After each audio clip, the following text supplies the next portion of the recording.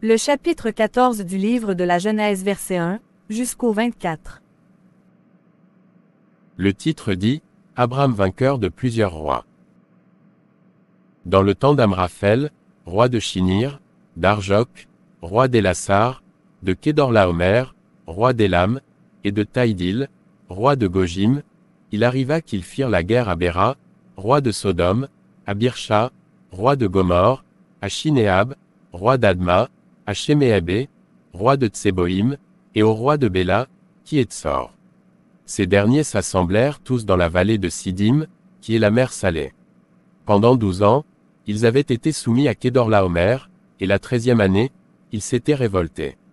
Mais, la 14e année, Kédorlaomer et les rois qui étaient avec lui se mirent en marche, et ils bâtirent les Réphaïm à Astéroth-Karnaïm, les Ouzim à Ham, les Émim à Shavé-Kirjataïm, et les Oriens dans leurs montagnes de Séhir, jusqu'aux chênes de Paran, qui est près du désert.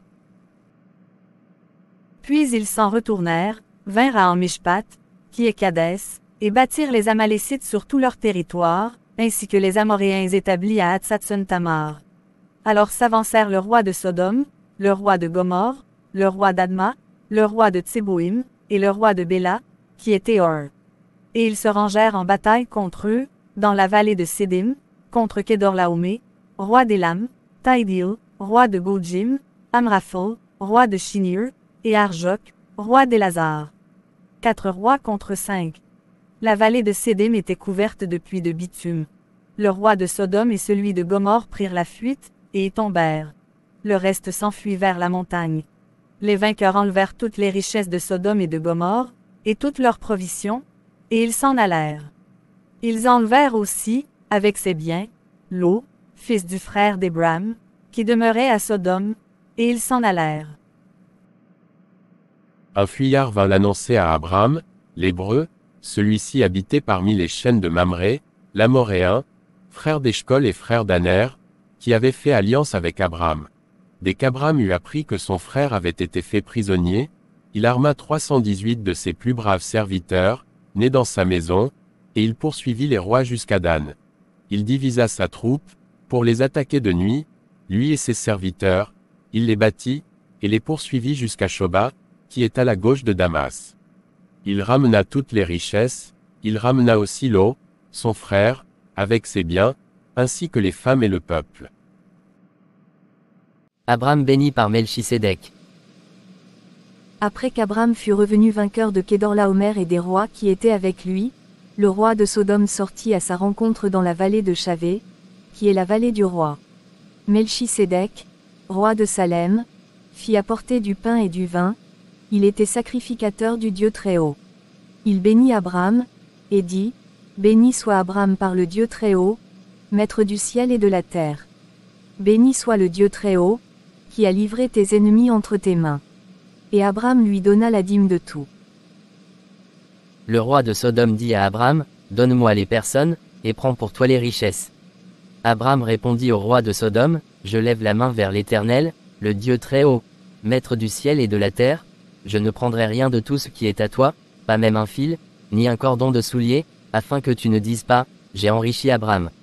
Rien pour moi, seulement, ce qu'ont mangé les jeunes gens, et la part des hommes qui ont marché avec moi, Aner, Eshcol et Mamré, eux, ils prendront leur part. » Et voilà, merci beaucoup.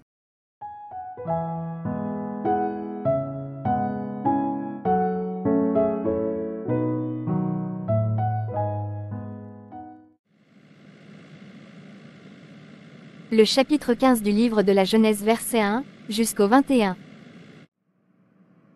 Le titre dit, Renouvellement des promesses à Abram. Après ces événements, la parole de l'Éternel fut adressée à Abram dans une vision, et il dit, « Abram, ne crains point, je suis ton bouclier, et ta récompense sera très grande. » Abram répondit, « Seigneur Éternel, que me donneras-tu? Je m'en vais sans enfant, et l'héritier de ma maison, c'est Eliezer de Damas. » Et Abram dit, « Voici, tu ne m'as pas donné de postérité, et celui qui est né dans ma maison sera mon héritier. » Alors la parole de l'Éternel lui fut adressée ainsi, « Ce n'est pas lui qui sera ton héritier, mais c'est celui qui sortira de tes entrailles qui sera ton héritier. » Alors la parole de l'Éternel lui fut adressée ainsi, Ce n'est pas lui qui sera ton héritier, mais c'est celui qui sortira de tes entrailles qui sera ton héritier. Et après l'avoir conduit dehors, il dit, regarde vers le ciel, et compte les étoiles, si tu peux les compter. Et il lui dit, telle sera ta postérité. Abraham eut confiance en l'Éternel, qui le lui imputa à justice.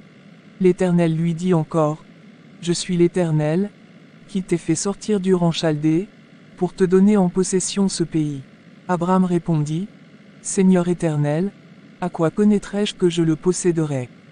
15/9 Et l'Éternel lui dit, prends une génisse de 3 ans, une chèvre de 3 ans, un bélier de 3 ans, une tourterelle et une jeune colombe.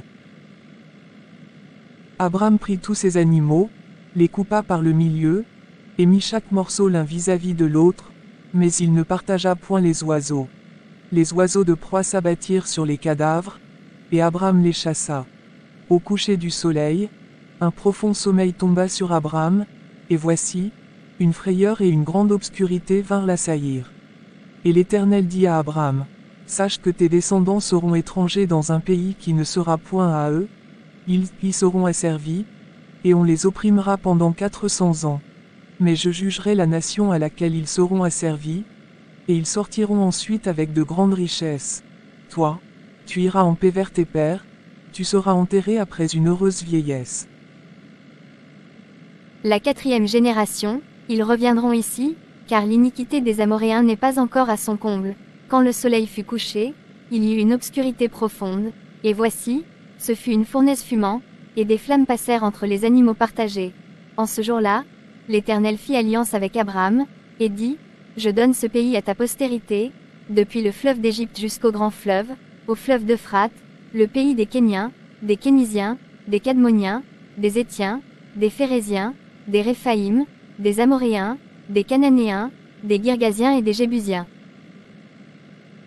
Merci beaucoup.